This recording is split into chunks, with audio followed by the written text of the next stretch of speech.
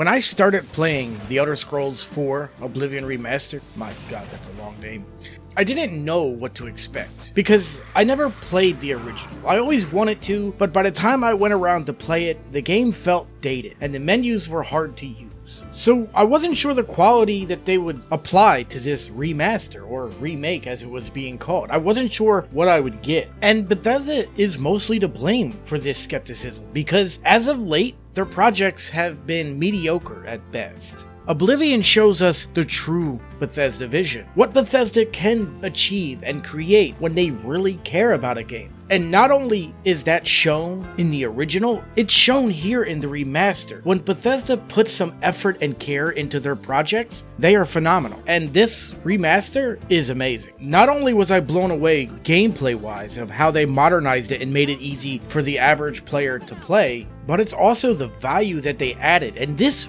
really caught me off guard. For the price you pay, you get every major DLC, like Shivering Isles, Knights of the Nine. You get it all packed in, which is honestly a steal compared to what most new games charge these days. And to be honest, that's sad. I shouldn't be praising a game for giving gamers their money's worth, but here I am, doing just that. However, with that said, Oblivion is proof that Bethesda can make a great game when they try. And this remaster farther proves that point. It proves that Bethesda, when they want to, can not only give us great value, but also a great experience. It's been tons of fun so far. So in this video, I want to tell you, in my honest opinion, why I believe that this game is worth checking out, especially if you're like me and you didn't have a chance to play the original. So strap that armor on your horse and let's get into it. I can't believe it. I didn't really think this would work. I never got around to playing the original Oblivion back in the day. You know, I didn't play it because I wasn't sure RPGs were my thing yet. They seemed like they took a lot of time and dedication that I wasn't willing to put into a game at the time. And so I ended up playing things like Battlefield, which gave me instant satisfaction. It was a lot simpler to get involved with, and I could easily pick it up and put it down at any moment. When I heard about this remaster, I figured it was my shot to finally try a game that I've always heard was a big deal, but I never got a chance to play. So far, I'm blown away, and it's easy to see why Oblivion has such a huge following. This feels like Bethesda at their best, crafting a world that just pulls you in. The Unreal Engine 5 visuals make everything look super sharp, from bustling towns to wide open fields that make you want to keep wandering around. Now, I've had a crash or two while playing, which is honestly annoying, but it's pretty standard for new releases, and it hasn't really slowed me down much. One thing I really like is that you get all the DLC included, like Shivering Isles with its wild, colorful landscapes and Knights of the Nine with its epic holy quest. For what you're paying, it's a ton of content, way more than you'd expect from most games today, where they nickel and dime you for every add-on. You know, I wasn't sure how I'd feel about the open world, but it's been awesome. The load times have been dramatically improved, in my opinion.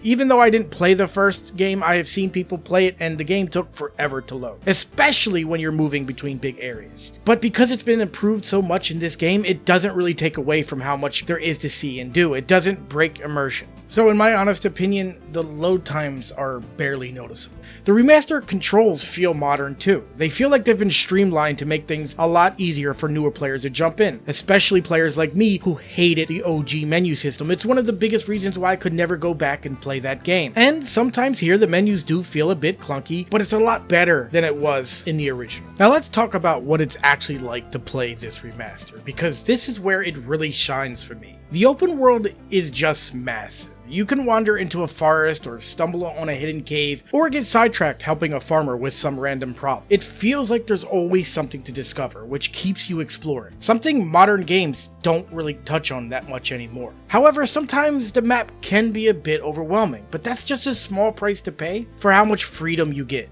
Combat has been a pleasant surprise as well, and I honestly wasn't sure how I'd feel about it, but I love that it feels so simple, yet it's still kind of complex. You can swing a blade, block, or toss a fireball. It feels so satisfying. Of course, it's not always super smooth. Some attacks do feel a bit stiff, but it's got enough depth here to keep things interesting without being too complicated, and I think that's what's most appealing about it, for me anyways. You mean you're too poor? That's a fair price for this horse.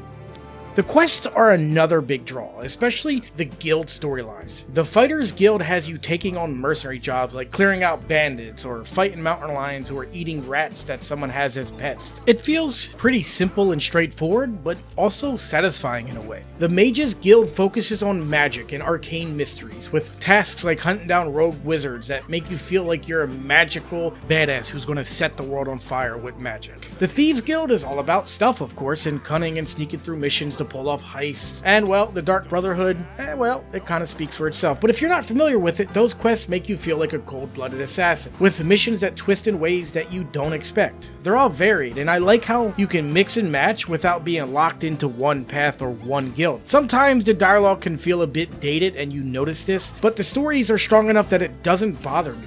What I appreciate as a new player to this game is how the remaster balances everything that the old did well while updating things for more of a modern audience. And the visuals make this game very easy to get into. It no longer looks like an outdated game. It looks amazing, but you still feel the depth of the original and the weight and feel of the original. They kept the soul of the game intact, and I'm happy that they did. If you're thinking about jumping into Oblivion Remastered for the first time, here's a tip. Don't try to do everything at once. This game can quickly become overwhelming. Pick one guild or one storyline like the Fighters Guild or the main quest and stick with it for a bit. This game's so big that spreading yourself too thin too fast can feel overwhelming. But focusing lets you really sink into the world. You know, I wasn't sure what to expect going into this, but this remaster has been a blast. It's got this mix of a huge living world, solid combat, and stories that pull you in, that get you involved. It's all wrapped up in a package that feels modern, but respects what made the original so special. Even with a few hiccups like occasional crashes or clunky menus, it's the kind of game that makes you want to keep playing just to see what's next. I can see myself doing a few runs of this game. For anyone who's been on the fence or who has never tried Oblivion before, I'd say this is definitely worth your time. It's a chance to experience a classic RPG with a fresh coat of paint, and it's been a great experience for me as my first time playing this game.